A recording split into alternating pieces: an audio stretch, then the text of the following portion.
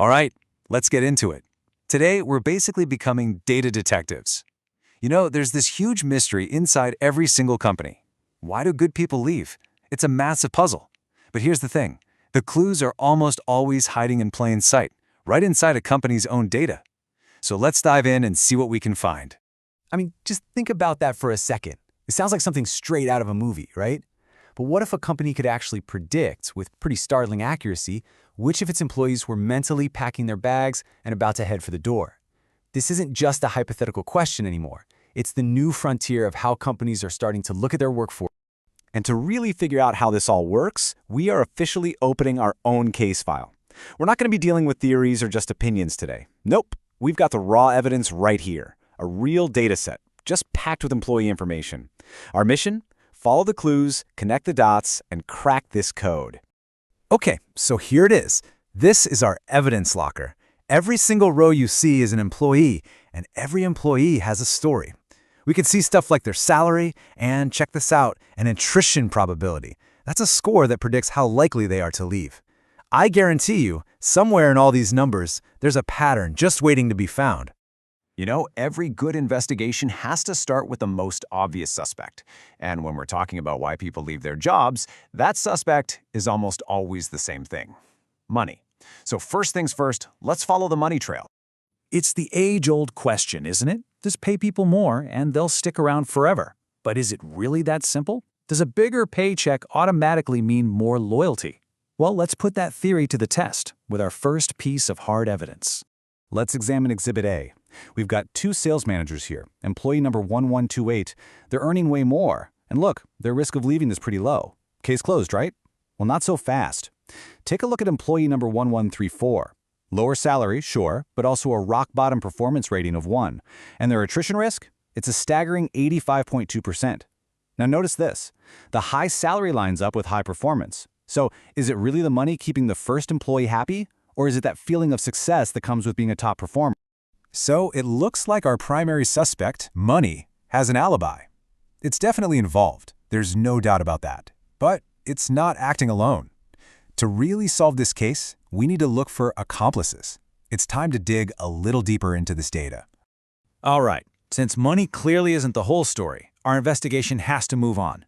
We're going beyond the paycheck now, looking for those more subtle, hidden clues that can tell us what's really going on behind the scenes. And to do that, let's zoom way in on a single case, a confirmed attrition. This is the story of employee number 1176, an operations assistant manager. The data tells us they left the company. Now, let's piece together the evidence and figure out why.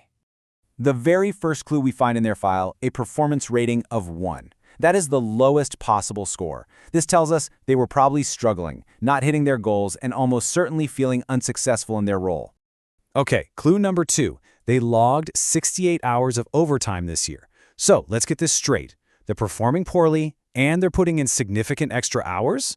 That sounds like a classic recipe for burnout. And the third clue is their manager's feedback score, a 3.9 out of 5. Now that's not terrible, but it's not exactly great either, is it? It suggests a relationship that might have been functional, but it was probably lacking that strong support or mentorship that could have turned things around. And here it is, the final entry in the case file. Attrition confirmed. The algorithm, looking at all these clues, had predicted they would leave with an 82.4% probability. All the evidence was pointing to one inevitable conclusion. The low performance, the high effort, the mediocre support, it all created the perfect storm. So what this one case really shows us is a fundamental truth about why people leave jobs. It's almost never just one single thing. It's the combination of different factors that tells the real story. Attrition isn't just an event, it's a narrative, and it's written in data.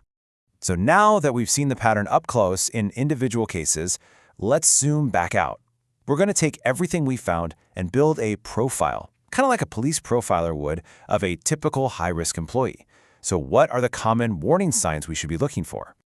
After sifting through the entire data set, a really clear profile starts to emerge.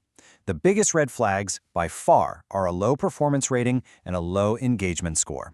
Now you combine that with a lot of overtime, not getting a promotion for a few years, and poor feedback from your manager, and well, you've got an employee who is very, very likely looking for the exit. It's the combination of these things that tells the most convincing story. Okay, we've followed the money, we've investigated individual cases, and we've built our profile. I think it's time to finally close this case. Let's deliver the final verdict on what truly drives people to leave their jobs. So when you boil it all down, the single most crucial point is this. While salary definitely matters, it's not the main character in the story. The most powerful predictors of whether someone is going to leave are really just stand-ins for how they feel. How they feel about their performance, their workload, their manager, and their chances to grow. And really, nothing illustrates this more clearly than this one chart. Just look at the average attrition risk based on performance rating alone. For employees rated a 1 or a 2, the risk is a massive 75%, but for the top performers, it's less than half that. Feeling like you're good at your job and being told so, that is a powerful, powerful force for keeping people around. So what's the big takeaway from our whole investigation?